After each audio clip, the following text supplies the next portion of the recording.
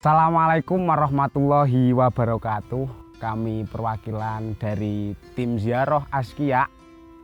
Saya bernama Sofa KJ akan memberikan wawasan sedikit terkait biografi dari Sunan Kudus. Sunan Kudus adalah putra ketiga dari Sunan Ampel yang bersaudara dengan Sunan Bonang dan juga Sunan Derajat. Nama kecil dari Sunan Kudus adalah Ja'far Shadiq. Sunan Kudus karena beliau wali, maka juga berpengaruh besar dalam pemerintahan Kesultanan Demak. Seperti halnya beliau menjadi panglima perang, menjadi mursyid thariqah, juga menjadi hakim peradilan dalam negara Kesultanan di Demak. Sunan Kudus banyak berdakwah di kalangan kaum penguasa dan juga kaum priayi di Jawa. Seperti halnya yang pernah menjadi murid dari Sunan Kudus adalah Sunan Prawoto, Aryo Penangsang, dan juga Adipati Jipang Panolan. Salah satu peninggalan dari Sunan Kudus adalah Masjid Menara Kudus, yang mana masjid ini berarsitektur campuran Hindu dan Islam yang berdiri sekitar tahun 956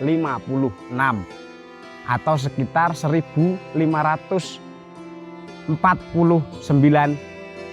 Masehi. Cara berdakwah Sunan Kudus itu meniru seperti halnya cara dakwahnya Sunan Kalijaga, yaitu dengan lebih toleran terhadap budaya setempat. Bahkan beliau penyampaiannya lebih halus, seperti halnya ketika beliau Sunan Kudus itu mendekati masyarakat setempat. Dia lebih memanfaatkan simbol-simbol atau lambang-lambang dari agama Hindu-Buddha yang menjadi bagian media dakwah beliau. Seperti halnya kita lihat dalam arsitektur Masjid Menara Kudus, yaitu mulai dari gerbang, bentuk menara, dan juga padusan atau pancuran wudhu, yang kesemua itu melambangkan bahwa ada 8 pintu jalan Buddha.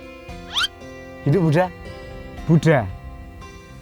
Yang kesemuanya itu melambangkan bahwa ada 8 jalan Buddha, yang berarti bahwa Sunan Kudus adalah hal seperti itu menjadi sebuah kompromi dakwah dari beliau. Asal usul nama Kudus,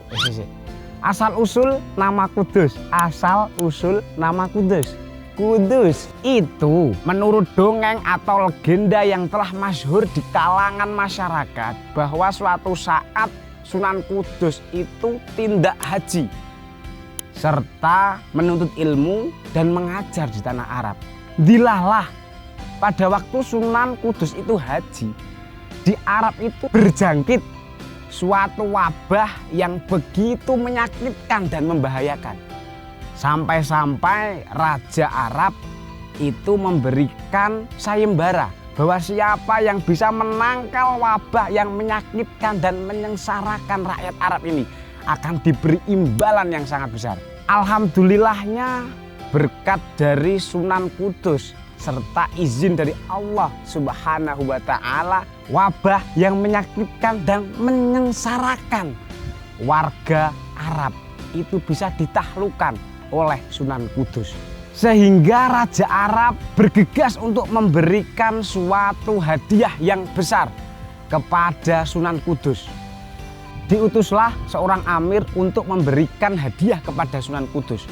Akan tetapi Sunan Kudus bahkan menolaknya, dan beliau menginginkan batu yang berasal dari kota Baitul Maqdis atau Yerusalem pada waktu itu, yang menjadikan batu tersebut sebuah peringatan dalam kota di mana Sunan Kudus itu hidup serta bertempat tinggal.